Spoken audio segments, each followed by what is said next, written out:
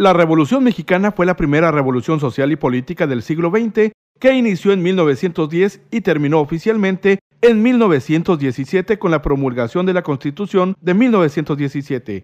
Si bien hubo conflictos y rebeliones armadas hasta la década de los 30, el movimiento armado inició como una rebelión en contra de la dictadura de Porfirio Díaz, quien se mantuvo bajo una dictadura por 39 años.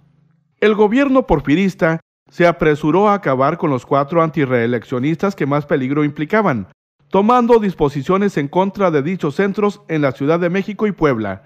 En esta última ciudad se recibieron informes de que en la casa de Aquiles Cerdán, quien encabezaba a los antirreeleccionistas, se encontraban individuos con armas, por lo que la policía se aprestó a hacer un cateo el 19 de noviembre de 1910. Sin embargo, cuando los gendarmes llegaron, se les hizo fuego, muriendo en el acto Miguel Cabrera, jefe de la policía en Puebla, y prolongándose el tiroteo por mucho tiempo, lo que hizo necesaria la intervención del ejército para sitiar la casa y ocuparla finalmente. El 20 de noviembre de 1910, según lo planeado, Madero cruzó la frontera entre Estados Unidos y México para iniciar la revuelta en Ciudad Porfirio Díaz, hoy Piedras Negras, Coahuila, pero no tuvo éxito y le fue preciso regresar a territorio estadounidense. A pesar del aparente fracaso durante las semanas siguientes, cambió el panorama y la revuelta comenzó a extenderse a lo largo de la República Mexicana, mientras que se hacía notar la influencia de los Estados Unidos, que favorecieron al maderismo al movilizar 20,000 soldados hacia la frontera mexicana para mantener la neutralidad y enviar barcos de guerra a distintos puertos mexicanos del Golfo, creando una presión para el gobierno porfirista. Entre los jefes rebeldes que se lanzaron a la rebelión en ese entonces, pueden mencionarse los siguientes: Emiliano Zapata, Ambrosio y Rómulo Figueroa y Manuel Asunzulo, en estado de Morelos, Salvador Escalante y Ramón Romero, en Michoacán y Jalisco, Gabriel Hernández, en estado de Hidalgo y Pascual Orozco, en Chihuahua, entre otros. Las acciones de Abraham González Casabantes fueron determinantes durante los primeros días del movimiento.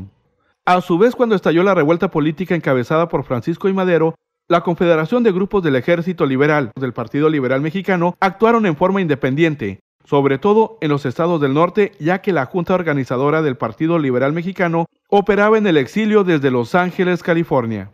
El Partido Liberal Mexicano consideraba que para mejorar las condiciones de los obreros y campesinos no bastaba derrotar a Díaz y cambiar de presidente. Así el Partido Liberal Mexicano no aspiraba a una revolución política como Madero, sino una revolución social y sobre todo económica. Consideraban abolir el poder político, no ejercerlo. Su objetivo era la autoemancipación y el autogobierno. Llega el fin del porfiriato. El ministro de Hacienda José Ives Limantour, que se encontraba en Europa, regresó a México vía Nueva York, donde los revolucionarios se entrevistaron con él y le entregaron proposiciones para que las pusiera en manos del general Díaz, a fin de llegar a un acuerdo. Limantour al mismo tiempo quedó muy impresionado por la actitud hostil del gobierno de Estados Unidos hacia Porfirio Díaz, pues le reprochaban al gobierno mexicano la entrada de capital europeo en el país. Una vez llegado a México, Limantour exhortó a Porfirio Díaz a efectuar diversos cambios y reformas políticas al país.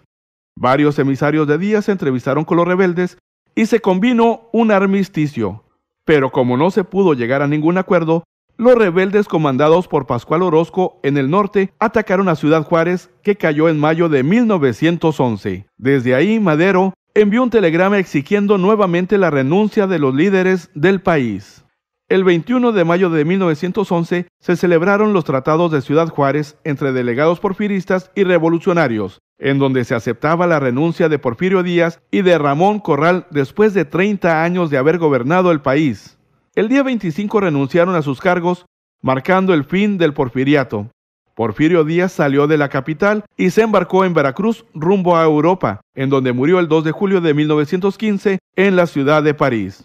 Pese a las diferencias ideológicas, fuerzas del Partido Liberal Mexicano y maderistas habían cooperado para derrotar a Porfirio Díaz desde 1910.